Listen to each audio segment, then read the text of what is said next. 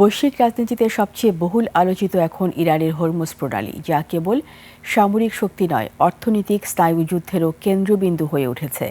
মার্কিন ডলারের দীর্ঘ একক আধিপত্যকে চ্যালেঞ্জ জানিয়ে কৌশলগত এই জলপথে শুরু হয়েছে চীনের মুদ্রা ব্যবহার। প্রশ্ন হচ্ছে, এই পরিবর্তনের ফলে আসলে কি কমছে ডলারের আধিপত্য? জানাচ্ছেন তাফসির ফিজা। কালার এক্সপার্ট ডার্ক স্যাপ এবং মাইল্ড অন হ্যান্ডস টেকনোলজি সমৃদ্ধ অরিক্স অ্যাডভান্স ডিটারজেন্ট পাউডার, আপনার লন্ড্রি এক্সপার্ট। বিশ্বের মোট জ্বালানির তেল ও তরলকৃত প্রাকৃতিক গ্যাসের প্রায় 1/5 আমদানি ও রপ্তানি হয় এই হরমুজ প্রণালী দিয়ে। দীর্ঘ সময় ধরে এই বাণিজ্যের নিয়ন্ত্রক ছিল মার্কিন ডলার, তবে চিত্রটা বদলাতে শুরু করেছে।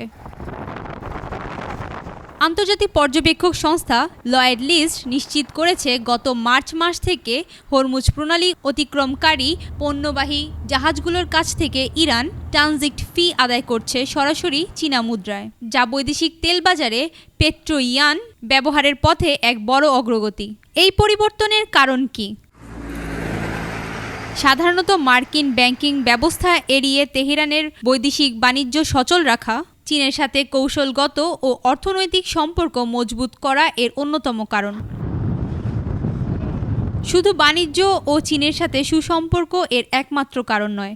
দীর্ঘ সময় ধরে ডলারের আধিপত্য কমাতে ও নিজেদের টিকিয়ে রাখতে এই পদক্ষেপ গ্রহণ করেছে ইরান। বিশেষজ্ঞদের মতে, চীনের উৎপাদন ক্ষমতার দিক দিয়ে শক্তিশালী। অন্যদিকে ইরান ইয়ানে তেল বিক্রি করে সেই অর্থ দিয়ে আবার চীন থেকে প্রয়োজনীয় শিল্প পণ্য কিনতে পারছে, যা ডলারের প্রয়োজনীয়তাকে প্রায় শূন্যে নামিয়ে এনেছে।